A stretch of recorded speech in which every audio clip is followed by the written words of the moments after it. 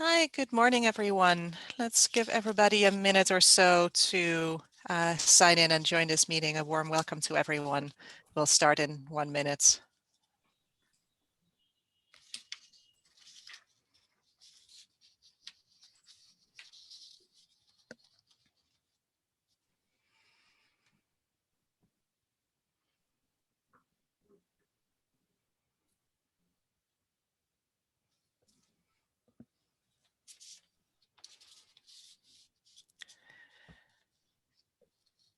Good morning, everyone, and a very warm welcome to everybody who is participating in this webinar.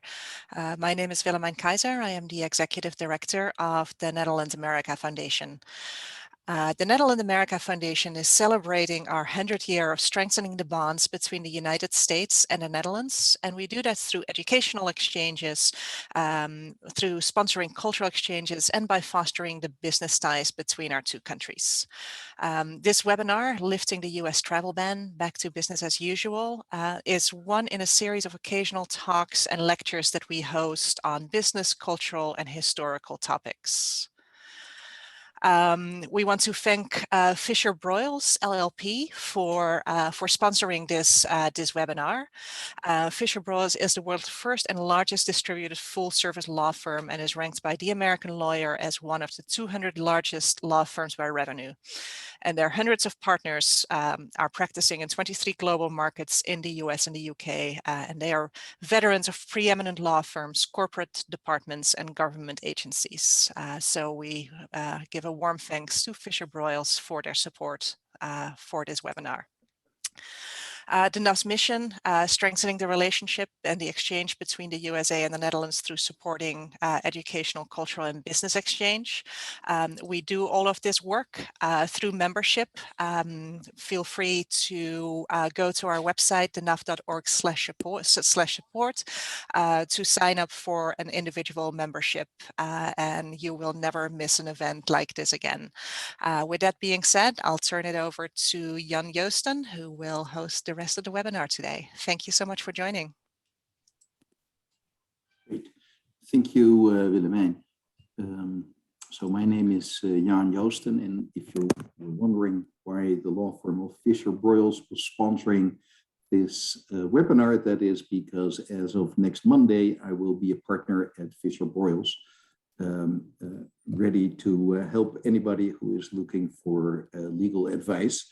I've been doing that for the past 25 years, helping a lot of Dutch companies that do business in the US. But hopefully you won't hear too much from me today, because we have three great panelists whom you will see on your screen right now. So the goal is to have a discussion going on about life post-COVID with I guess the possibility for Dutch companies to get into the US on an ESTA waiver. But I think the first question is, how did we do this during COVID? Because that is the big question. How did we work before the pandemic? How did we work during the pandemic? And how do we think the world has changed? Has the world changed? And if so, how has it changed? And how should Dutch companies approach doing business in the US? But let's first do a quick round of introductions. You'll see on the screen Steve Maggi, a very well-known immigration lawyer who has lots of experience helping Dutch companies do business in the US. And Steve, maybe you want to give a quick intro on yourself so that people have a sense of who you are and recognize your voice. Sure, and thank you to the NAF for having me. It's always an honor to participate in the NAF events. Thank you, Jan, for hosting. I've been lucky enough to work with Dutch companies over the past decade a lot since I set up my practice in New York. After spending 10 years abroad doing US immigration law, I've been doing it for 20 years overall. And my passion is working with foreign nationals who are entrepreneurial, who want to launch US operations, which is a win-win because it creates jobs for the American economy as well. And just really happy. I have lots of interesting stories to tell, do's and don'ts and things, and happy to share in my experience, especially with this crazy last 19 months that we've been experiencing. So thank you. Excellent, thank you. And then I hand the mic over to Herbert Seevinck of Maggi. And you see the sign behind you, and that is not because we want to put you in a waiting lounge, but that is because when you travel from Amsterdam to New York, you will likely see a lot of the work product of Herbert, because what they do is they are a signage company, and they have designed the signage on Schiphol Airport, but also at Terminal 4 at JFK. So with that, Herbert, you want to quickly introduce yourself even further? Well, that's a great introduction, Jan. Thank you very much. Very happy to be here, and happy to share my experience as the managing partner, basically, of two companies, one in Amsterdam and one in New York City. So I've traveled back and forth between the two offices, and enjoy that very much, but also with a lot of difficulties in the past 1.5 to 2 years. So we're in wayfinding design, as you can see, meaning we design wayfinding systems for spaces and places where people need to navigate from A to B. That can be an airport or a train station. And one of the most recent great examples of our work is indeed Moynihan train station in New York City. We've been doing that for over 30 years now, and I'm with the company for 12 years now, and especially focused on the American market for about 8 years now. So you have a little bit of an idea of what we do and where we work. Great, thank you. And then next up is Stefan Peekel, who is the Chief Growth Officer for Olin, a Dutch company that before the pandemic was already thinking of setting up a business in the US. And as Stefan will tell us, you know, those plans got sidelined a little bit during the pandemic, but now Stefan is in charge of growing the business in the US. So the nice thing here is we have Herbert's business, which was already established in the US for a couple of years. And I think, Herbert, correct me if I'm wrong, you had 10 employees in the US when you were starting, and Stefan's company, Olin, that is really starting out in the US, at least with a physical presence in the US. So with that, why don't we get started? Just one housekeeping comment. We are using the Q&A function for questions. So if you have questions, drop them into the Q&A box. You can click on that at the bottom of the screen. And I guess after 1.5 years of all doing business through Zoom, hopefully most people can figure it out, and hopefully we can figure it out on our end as well. So I think the right place to get started is probably with Steve, because all of this was driven by immigration rules before the pandemic. So I'm a business lawyer. I helped a lot of Dutch clients, and it was always easy for them to come into the US. You could just get on the plane with an ESTA, you know, and thousands of people did that every day. And then all of a sudden, boom, that stopped. And even if you had a visa, you couldn't get into the country anymore. And if you left the country, maybe you couldn't get back. So it was, I think, the biggest shift in my career in terms of immigration, US immigration law for Dutch companies. It was a huge shock to the system. So Steve, why don't you tell us what happened and how the US government came up with rules, and how you navigated this for your clients? Yeah, I mean, the first thing that I always point out is that it's really the executive branch of the US government that exacted all these measures through what's called presidential proclamation. So the president, with the swift signing of a pen, can change the way that the law is implemented. And what he did was sign 4 separate proclamations that put a ban on direct travel for people from residing in specific countries. And so there were 2 levels of this. First, there was a 6-month period where nobody could enter the US unless they were US citizens or spouses or family members of US citizens or crew members, essentially, or diplomats. Those were the categories.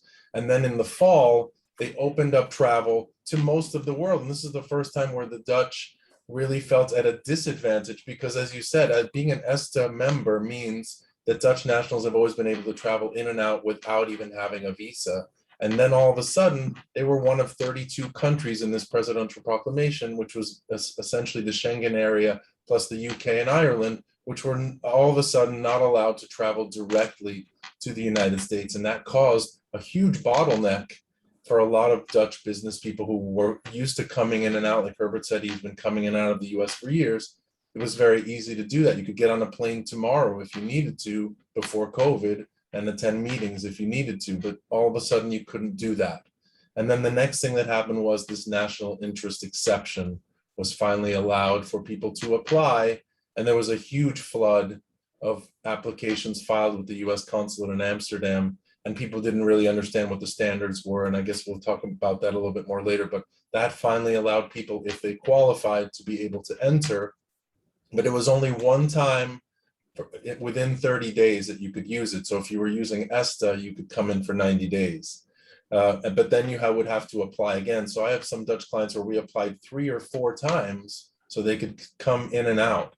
And then finally, June 29th of this year, they extended that for 1 year to allow people who had already previously been approved to have a 1-year period where they could use it. And that made things a lot easier. And I think Herbert, you were, sorry to interrupt, Herbert, I think you were the guinea pig with that concept, right? Maybe you can tell us about that, how that worked. Well, so I actually got in for the first time, indeed, last year in October, after I had left the United States in March, right after the proclamation. And then I was able to travel with the national interest exception that I had to apply for every time. But the last time, it literally took forever to get permission from the consulate. And in the meantime, they changed the rules. So my previous NIE was valid for a year. And I decided to take my chances. So I jumped on a flight to New York, knowing that, or basically crossing my fingers and hoping that everything would go all right. But on arrival, they made me wait for an hour and a half, saying that I didn't have a valid NIE, and I had to provide them with the link to the government website where it said that my previous NIE was valid. So they made me wait, and I was you can say slightly worried for them to put me back on the plane. And then I heard some shouting from a back office, somebody shouting, "Yeah, the guy is right." So apparently they weren't aware that this had changed. And they actually told me that they were going to change the instruction for the people there to make sure that, other travelers with the same NIE exception would be able to come in. So it was I felt like a guinea pig, but I was lucky to get in. Great. And Steve, back to you. Sorry, I interrupted you there. That's very typical, by the way, Jan, because there's a disconnect between the different parts of the immigration system. So the Department of State and the consulate will give you an NIE, but then Customs and Border Protection might not know what the other hand is doing. And that's exactly what happened in Herbert's case. So it's quite common. That also happened with the critical infrastructure when they changed the standard for 3 months and made it much more difficult. And people had pending applications with the consulate, and then the standard changed and the consulate didn't know what to do. Should they use the old standard or the new standard? So this is part of the chaos that was the new normal. Great. And Stefan, how did this work for you? Were you able to travel back and forth? Yeah, so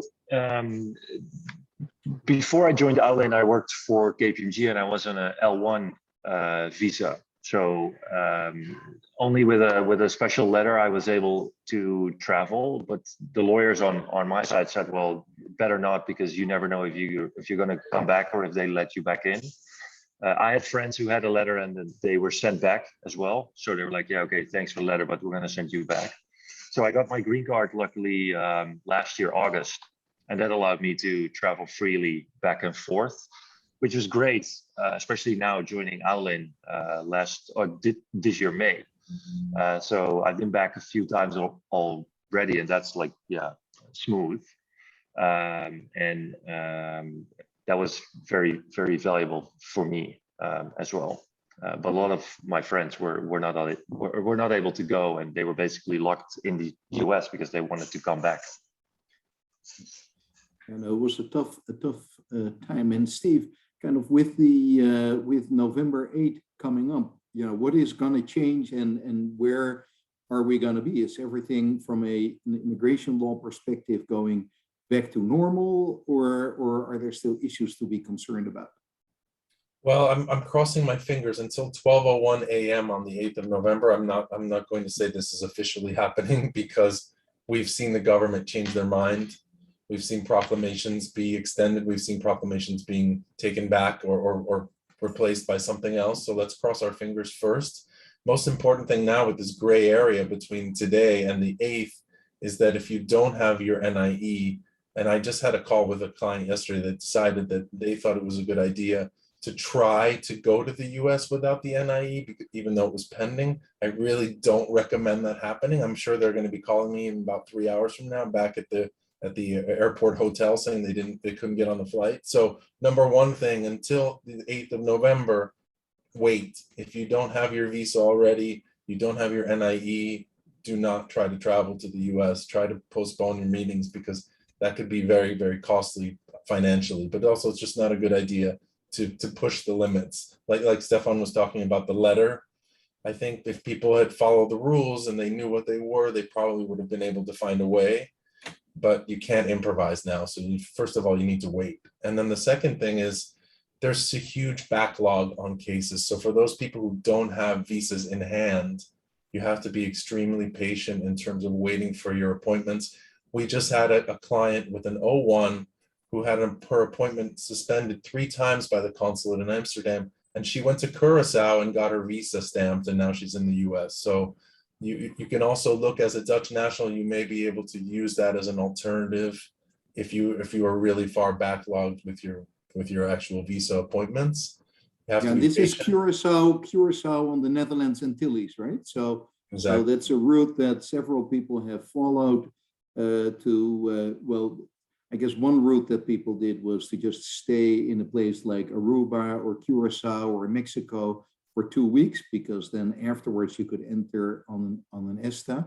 But with the waiting times at the US consulate in Amsterdam being so long, people have discovered that you can also apply for an appointment at the US consulate in Curacao. So it's a little bit of a detour, but I guess not all that unpleasant, because going to Curacao is not like going to Alaska, and people have gotten their visas that way. Yeah, so you have to be creative, but you want my tip is never leave and go to the other country until you actually have a visa appointment, because you don't want to have that canceled and then get stuck. So if you're going to Curacao and coming back to the Netherlands, it's something that's a little bit more seamless than going to a third country like United Arab Emirates or something, where you might not be able to get your visa and you might have to do a lot of extra traveling because of it. Great, yeah, thank you for that explanation. So, and I know that a lot of people on this webinar are going to be very anxious about attending what used to be called the Peter Stuyvesant Ball, which is nowadays called the NAV Ball, the Friday before Thanksgiving. So it looks like the timing is going to work out, right? Steve, you're telling people not to travel before November 8th. So we can give people a couple of days to make sure that it actually works. And that should give everybody enough time to make it into the US for the ball, which I'm sorry, I didn't have the date ready. It is on November 19. It's a great event, so I have to plug that because it is a super nice and classy event, but it is also a lot of fun. And I think this will be a great opportunity for Dutch and US businesses to get together again after more than a year and a half of pandemic madness. So I think we're going to have a great event, because it will be the first time that people see each other in person for a very long time. So everybody, please sign up for it. I know we have Henk Guitjens on the line, who is the chair of the organizing committee. So feel free to reach out to him or to me or to Willemijn, or just look on the NAF website. It's really easy to get tickets or even buy a table perhaps. And we look forward to seeing you there. So that's the good news from the NAF's perspective on I guess, the new ESTA rules. So taking a step back to the subject of this webinar, let's talk a little bit about what business was like during the pandemic. And Herbert, maybe you want to kind of explain where you were with your company, how you had managed to grow the company, and then the pandemic hit, and then what? Yeah, so I basically started working like trying to find new projects in the United States around 2016.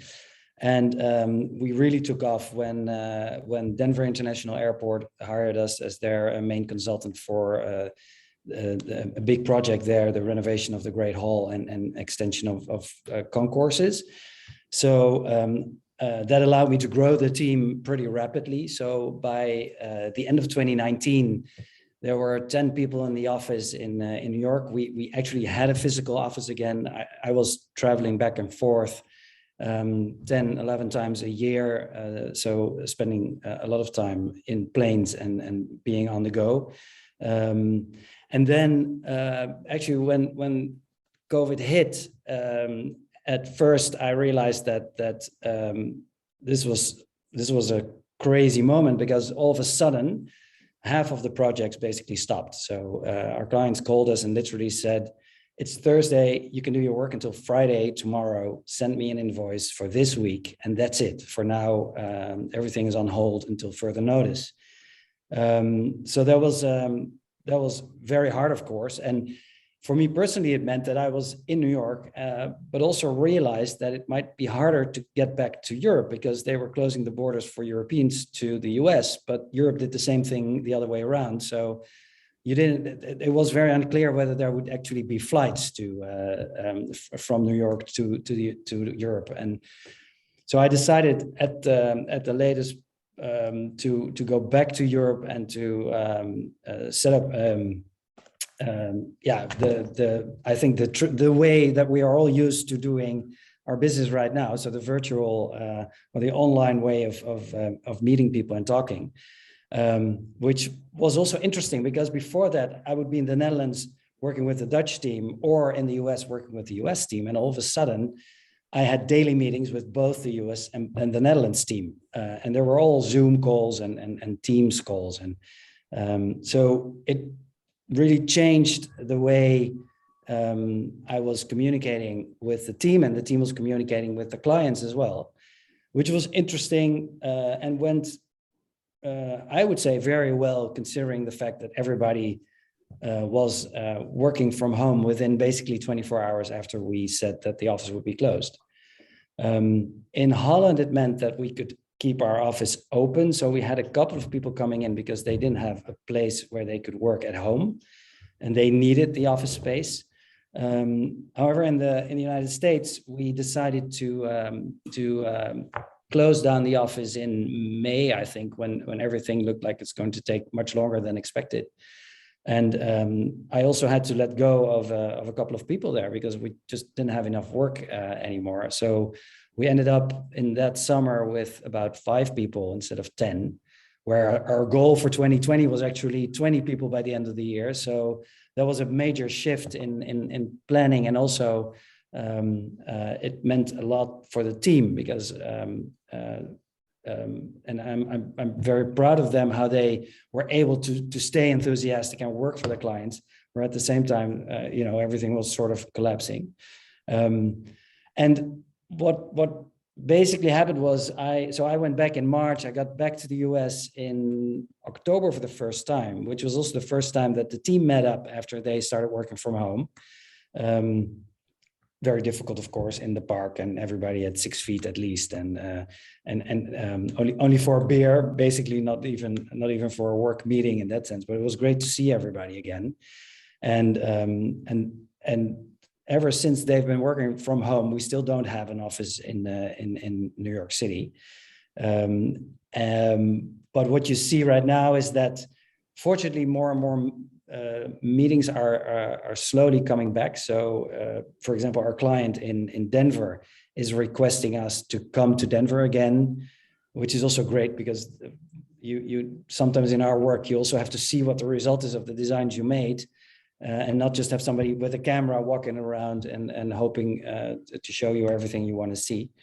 At the same time, we had our project at the Moynihan train station. So that was great, of course, because it was in the city and we didn't have to travel far for that.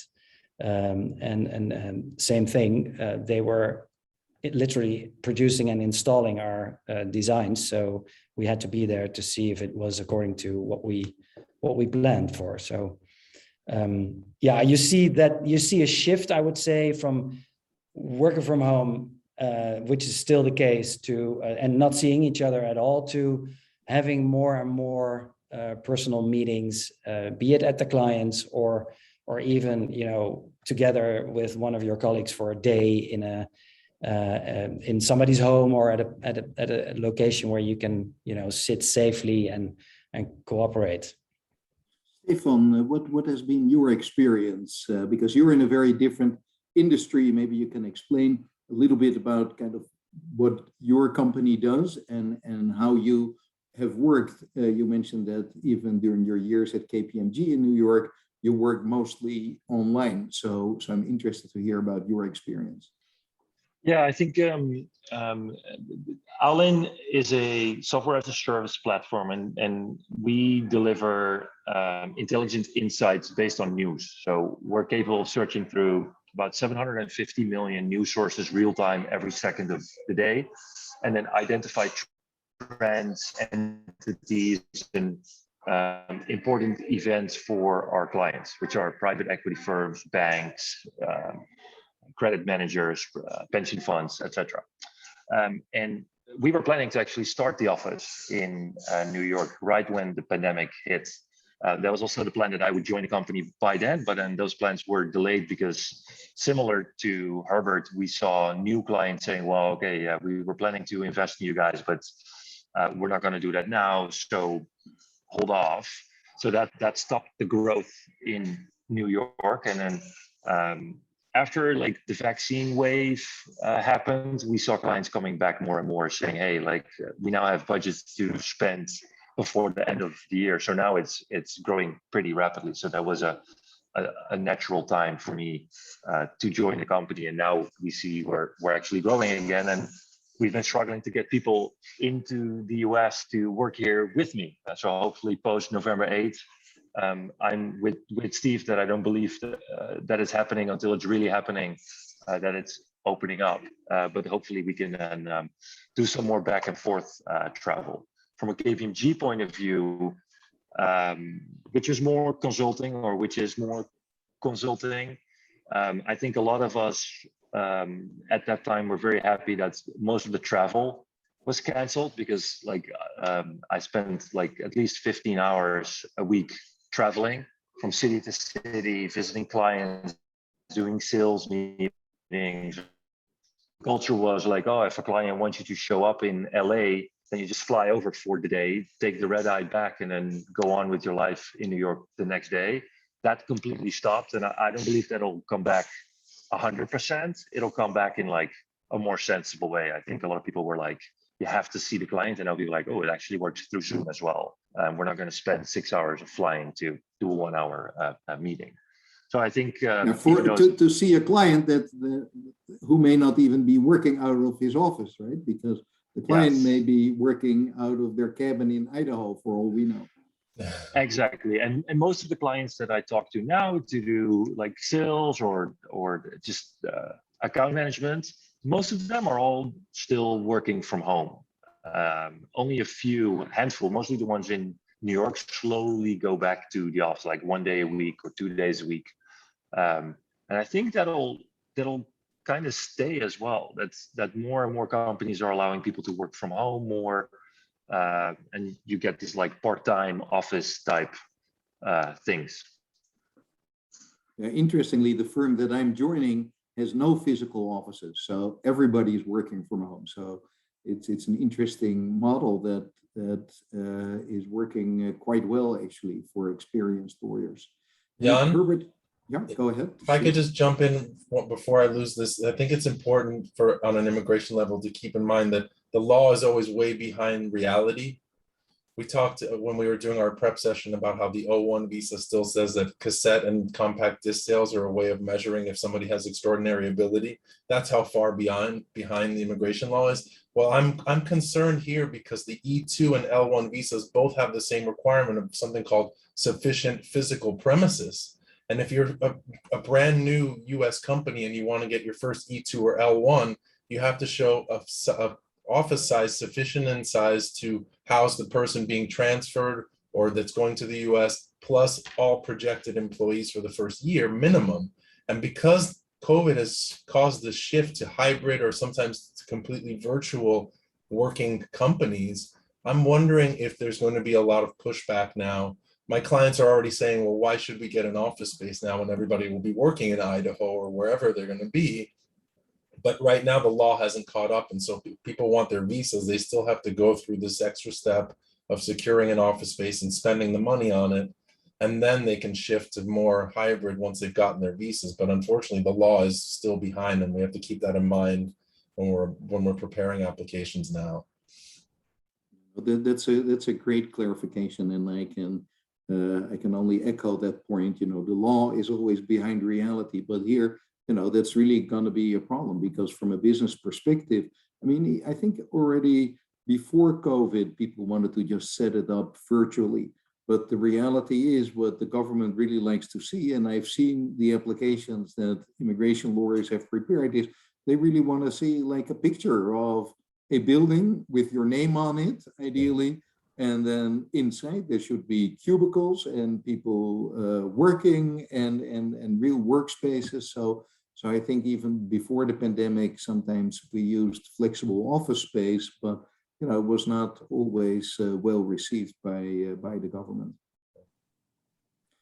So going back to Herbert, so Stefan was just saying that a lot of his clients were now working online. Is that also what you're seeing, Herbert?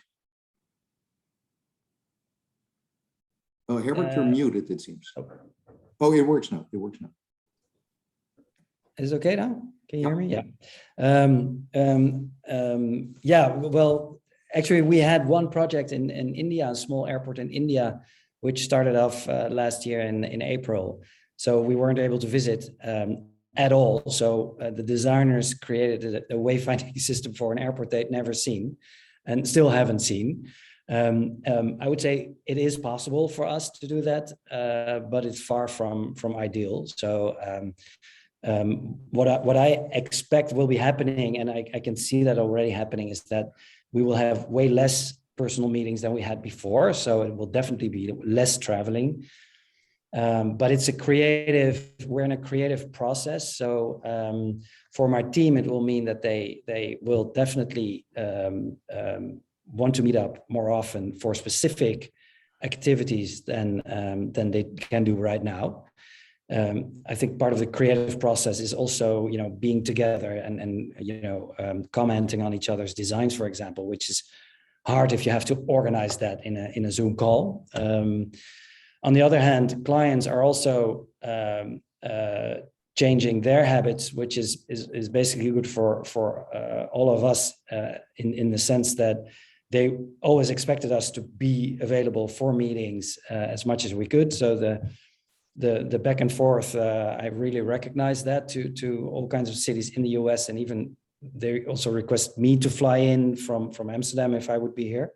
And now you can see that it depends very much on the kind of meeting. So if it's a very important meeting and like really important decisions for the design process have to be made, then they tend to want to see you in person.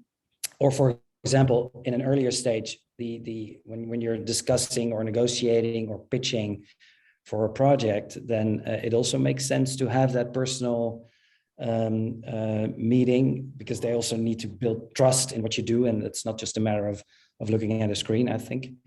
But let's say during the project, it will definitely be less travel than before. And to be honest, I think that everybody would enjoy that in a way, because it gives you more time to really work on the project instead of sitting on a plane and trying to get a sleep. Great. So one of the things that both Stefan and Herbert mentioned in passing was that with the new, with ESTA coming back, that there will be an opportunity for colleagues from the Netherlands to come to the US.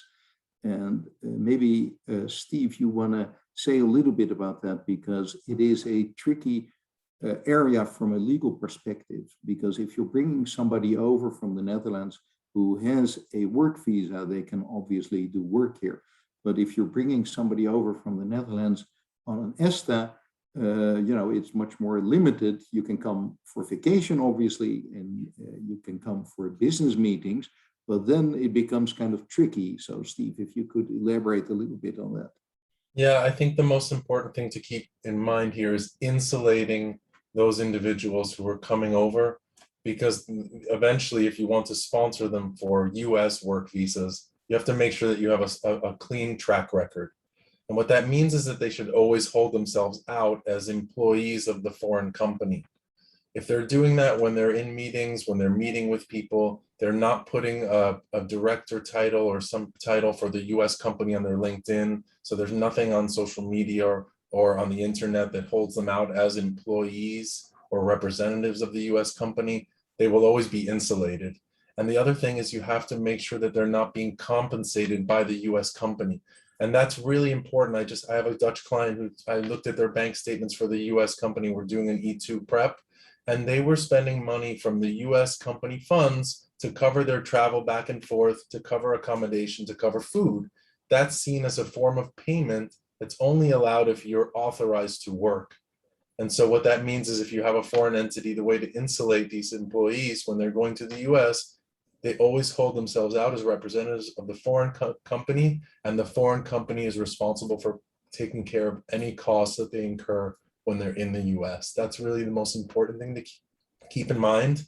Once they cross that line and they're starting to represent the US company is when they need to start prepping their petitions to apply for a work authorization, or in this case, a work visa. Yeah, and maybe, Steve, at a more basic level, so what are you allowed to do when you come here on business on an ESTA? Are you allowed to have meetings? Are you allowed to work? Are you allowed to open your laptop and spend a week on the beach in California doing your regular work? Is that fine, or is that problematic? Yeah, so that work is really a four-letter word in terms of depending on how you use it, right? You're allowed to work if you're working for the foreign entity that you represent. You are never allowed to work for the US company without authorization to do so. So yes, you can attend meetings, but what you can't do is hold yourself out as a representative of the US company in a way that generates revenue, or that can be seen by an immigration official in the future as a way of generating revenue for the US company. So you can really just do the basics. The way you insulate yourself is that you represent the foreign entity when you're coming in. Where it gets problematic is for some Dutch entrepreneurs who are launching a brand new startup under the E2, where there's no foreign entity. And that's where they really need to be applying for that visa much sooner. Right. Yeah.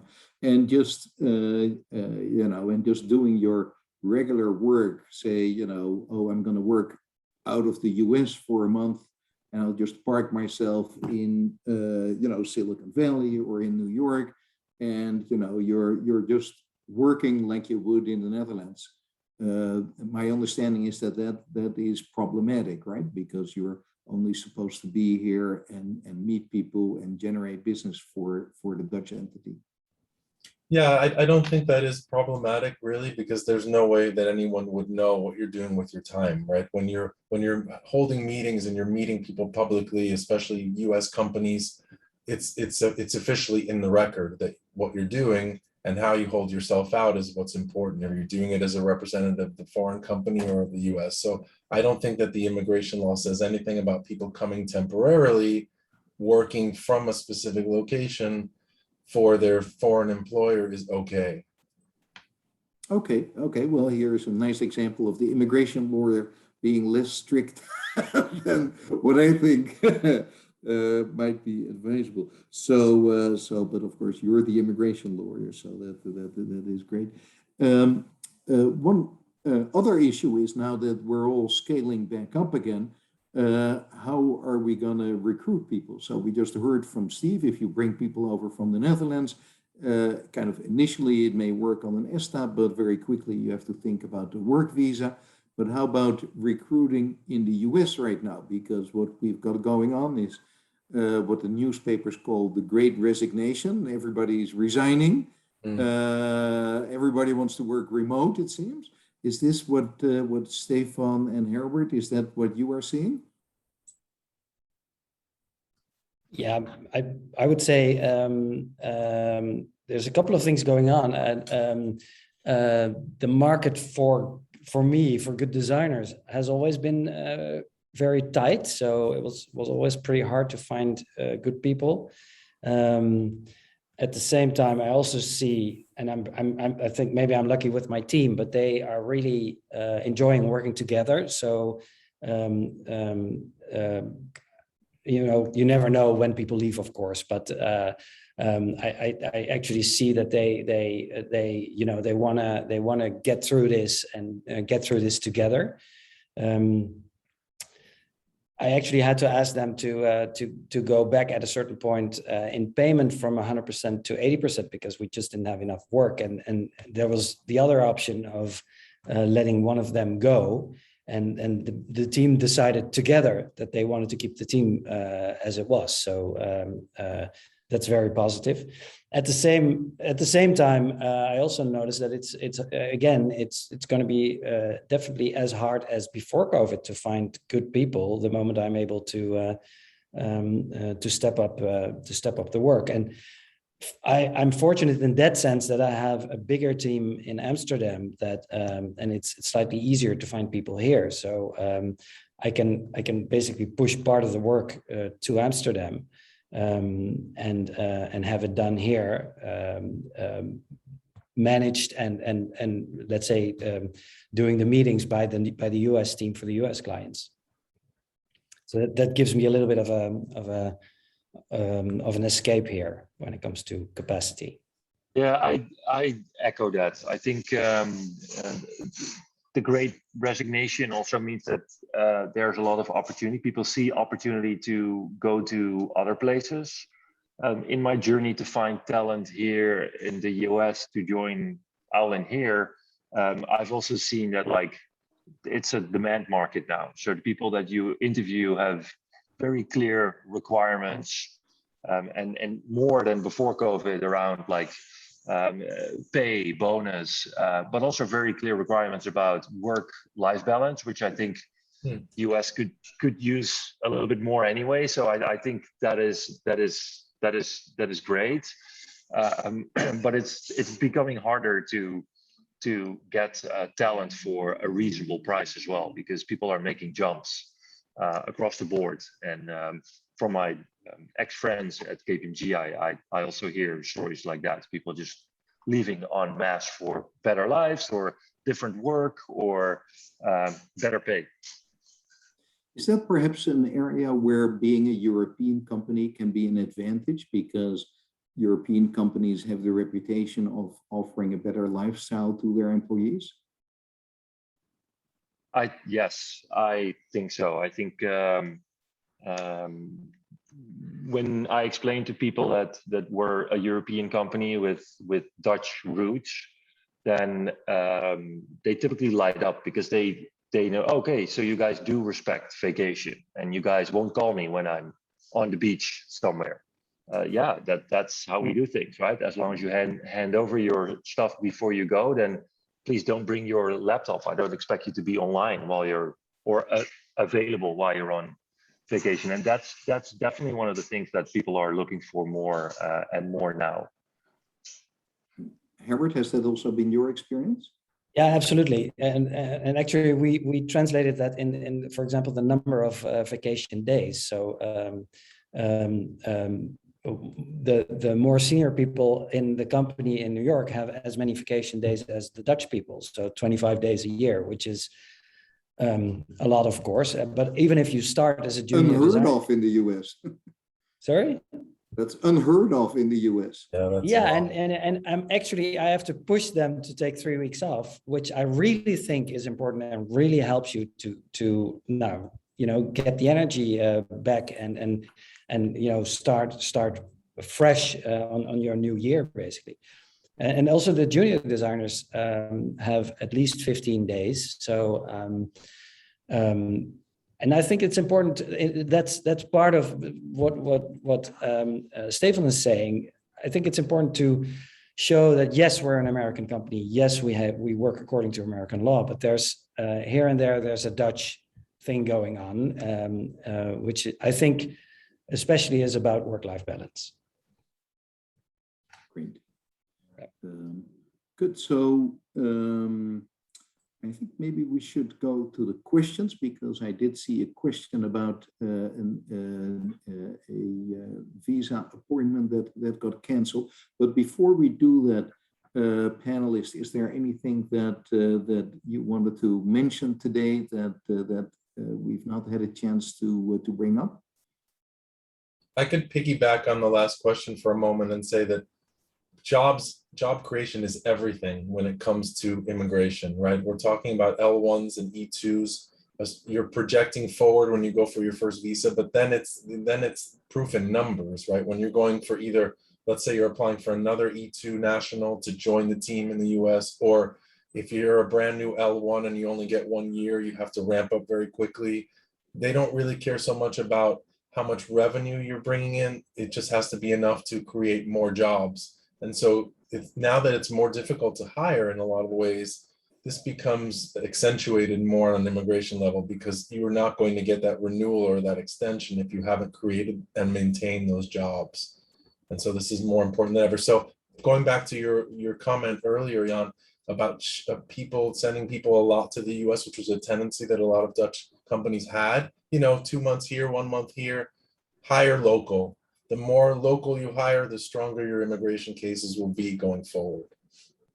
Yeah, and I think one of the reasons why Dutch companies have traditionally been reluctant to hire more people is because they are used to employment laws in the Netherlands that make it very difficult to scale down. Because in the Netherlands, once you have somebody on board, and for business reasons, you have to end the relationship.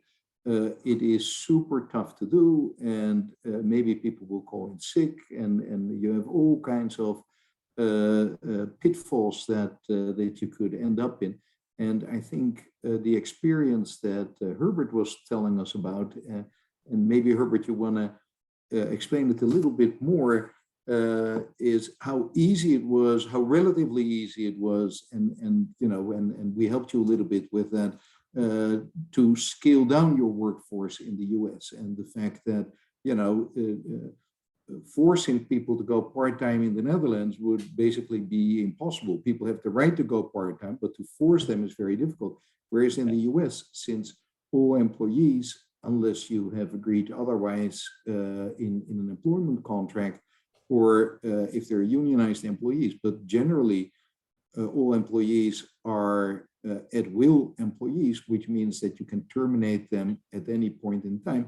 But that includes telling them, hey guys, we're going, unfortunately, we have to change you from 5 days a week to 4 days a week with a pro rata cut in pay.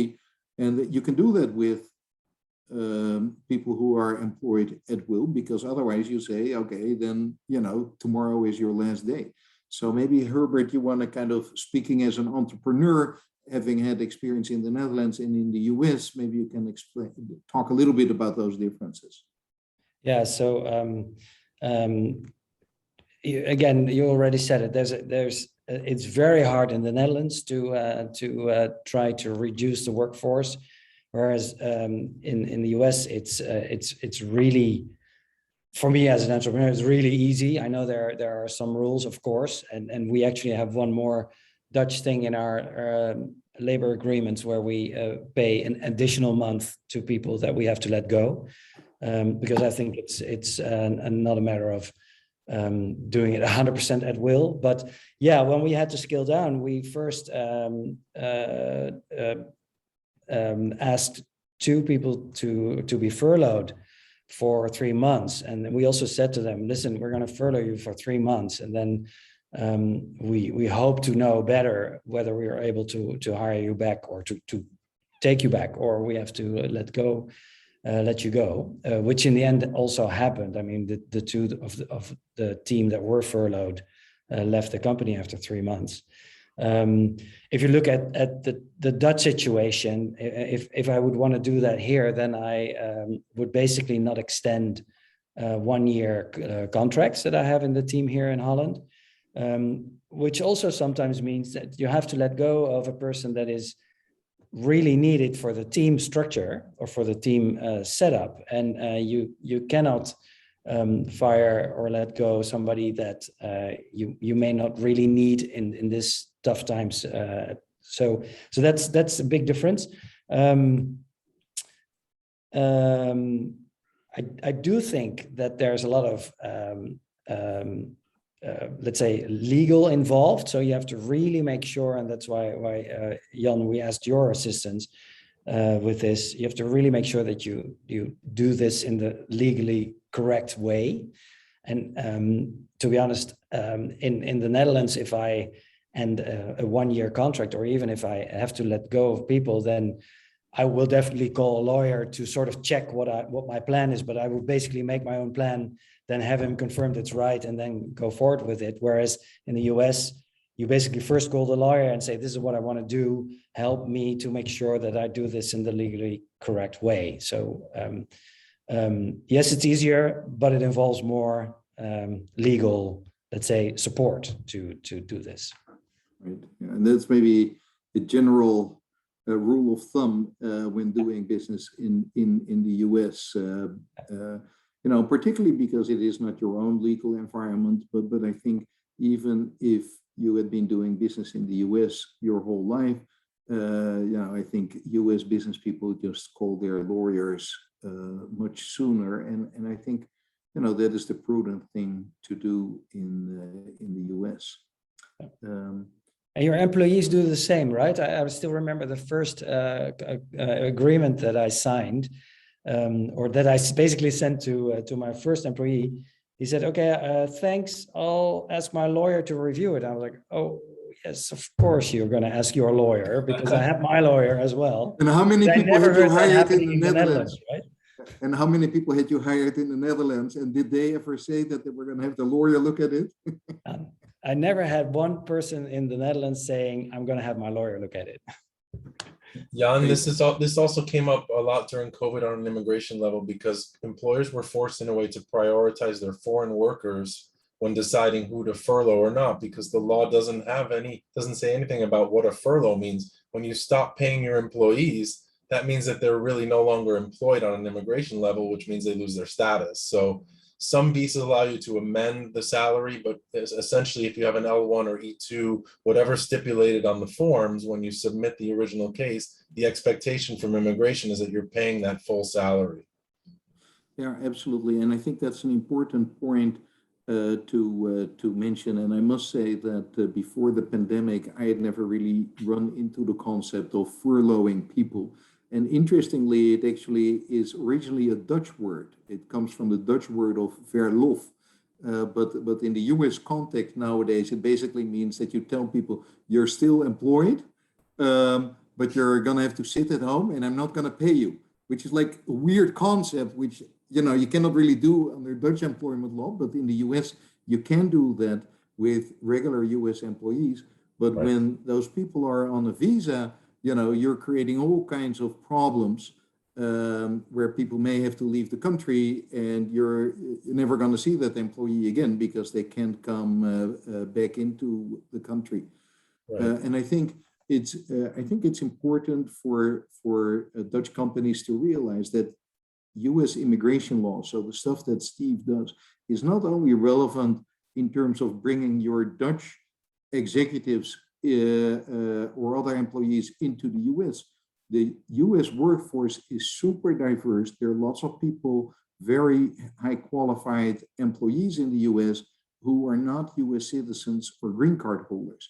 So even if you're not planning to bring in people from the Netherlands, you're going to run into immigration problems because a significant percentage of your workforce, particularly if you do business in kind of internationally oriented places like New York and San Francisco and so on, is going to have, you know, some kind of a visa situation going on. And if you insist on just working with US citizens and green card holders, first of all, that is problematic under anti-discrimination laws in the US, but you're also missing out on very highly qualified employees.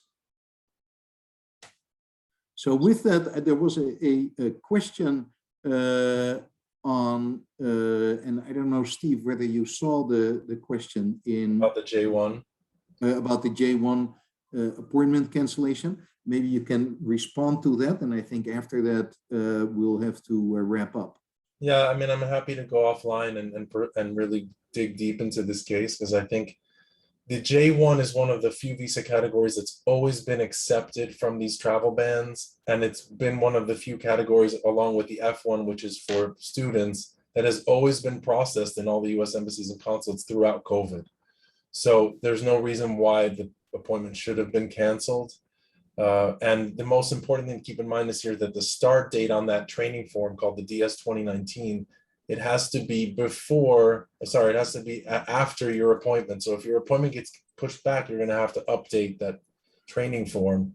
Otherwise, it's outdated and you can't use it. And so I'm happy to talk with that person offline to see. Oh, that is great. That is great, Steve. Really appreciate that, because navigating the US immigration laws is a very tough thing to do, and it's easy to get it wrong. So I'm certainly always in favor of involving a highly qualified immigration lawyer such as Steve. So that is great. So I'm just looking. I don't think we have any other questions. A question from Henk about whether during a furlough you can pay somebody, and yes, you can, but there's no legal requirement to do that. And perhaps if you do that, you can solve the immigration law issue, but I'll leave that for another day. I want to close by thanking our panel members, Stefan, Herbert, and Steve. Thank you very much. It was really a very productive discussion. We had a lot of participants today, so thank you to the participants. And I know that a lot of people will be listening to this webinar afterwards, which is kind of the way that I've started to deal with, like, the enormous offering of useful webinars. So just in closing, I just want to tell everybody, so November 8th, so we have a great strategy here for all the Dutch companies. So November 8th is going to be the week where we're going to see whether it actually works, the ESTA. So then on Sunday night, I guess that's going to be November 14th, you can leave the Netherlands, come to the US, because it's time to come to the US and see all your business contacts. The week after is going to be too late because that's Thanksgiving.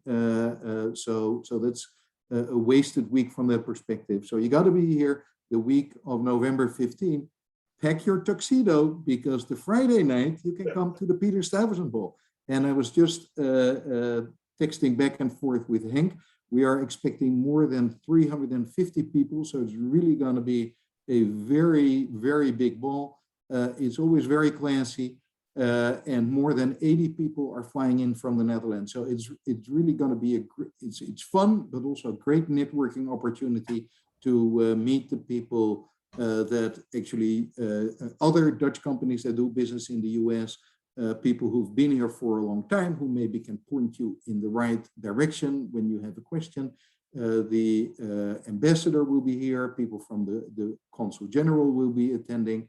And our royal patrons will also be attending. So it's going to be a great event. On the screen, you can see how to sign up. Thank you very much, panelists. Thank you, NAF staff, for making sure that all the technology worked, because it did, which is always quite amazing. And thank you all participants, and see you on Friday, November 19 at the Plaza Hotel. Thank you. Thank you very much.